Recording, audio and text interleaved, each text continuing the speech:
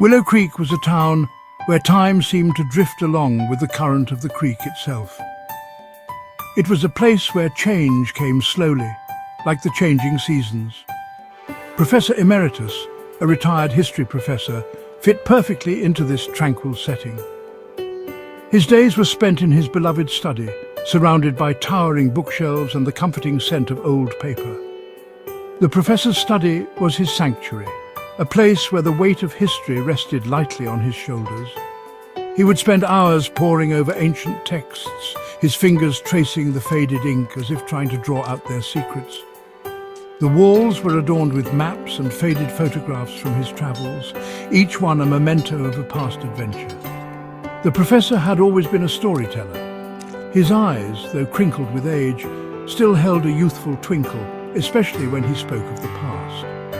He believed that history was not just a collection of dates and names, but a tapestry woven from the threads of countless lives, each one a story waiting to be told.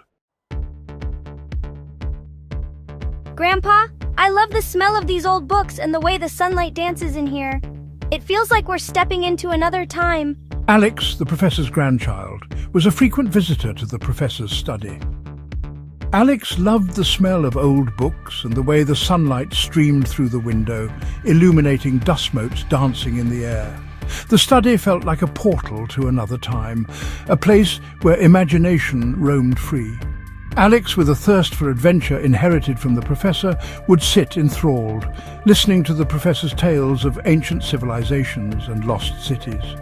These stories were more than just entertainment, they were a window into a world far beyond the borders of Willow Creek. They sparked a curiosity in Alex, a desire to unravel the mysteries of the past. The professor saw a kindred spirit in Alex, someone who shared his passion for history. He nurtured this curiosity, feeding Alex's imagination with stories and involving Alex in his research. He believed that the key to understanding the present lay in unlocking the secrets of the past. Grandpa, what's this story about the Lost Codex? It sounds really exciting. One day, the professor shared a new tale with Alex, a story that would set them on an adventure of their own. It was the mystery of the Lost Codex, an ancient manuscript rumored to contain lost knowledge from a forgotten civilization. The Codex had been lost for centuries, its existence dismissed by many as nothing more than a myth. The professor, however, believed that the Codex was real. He had spent years piecing together fragmented clues, following whispers and rumors that led him on a chase across continents. He showed Alex faded maps, cryptic symbols scribbled on parchment, and tantalizing hints hidden within ancient texts. The professor's pursuit of the Lost Codex had taken him from dusty libraries in London to ancient ruins in Greece. He had deciphered cryptic codes, navigated treacherous landscapes, and encountered individuals who guarded the Codex's secrets jealously. Each clue brought him closer to the truth, but the Codex itself remained elusive. Grandpa, how did you manage to find all those clues about the Lost Codex? The professor explained to Alex that finding the Lost Codex was like assembling a puzzle scattered across time.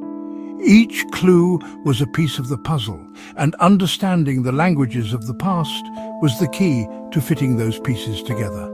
So you had to learn all those ancient languages?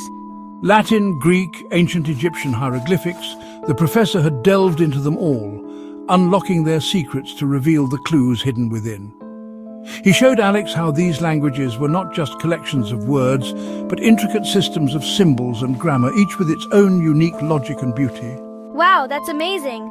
I never thought of languages like that. The professor's adventures had not only brought him closer to the Lost Codex, but had also given him a deep appreciation for the interconnectedness of history. He saw how empires rose and fell, languages evolved, and knowledge was passed down through generations, often hidden in plain sight. Grandpa, what's that old letter you're holding? Just when the professor's hopes seemed to be dwindling, a breakthrough arrived in the form of an old yellowed letter. It was from a former colleague, a fellow historian who had stumbled upon a reference to the Lost Codex in the archives of the Willow Creek Historical Society. I think you might find this interesting. There's a mention of the Lost Codex right here in Willow Creek. The professor was stunned. Could it be that the answer to a mystery that had taken him across continents had been hidden all along in their quiet little town? He had searched in the farthest corners of the world, and yet the final clue lay right in their backyard. So we're going to Willow Creek's Historical Society. The professor shared his excitement with Alex, and together they embarked on a new leg of their journey, this time into the heart of Willow Creek's history. They visited the Historical Society, its shelves overflowing with local records, old photographs, and artifacts from bygone eras. This is going to be an adventure, Grandpa. Indeed it was. An adventure that would bring them closer to uncovering the Lost Codex, right in the place they least expected.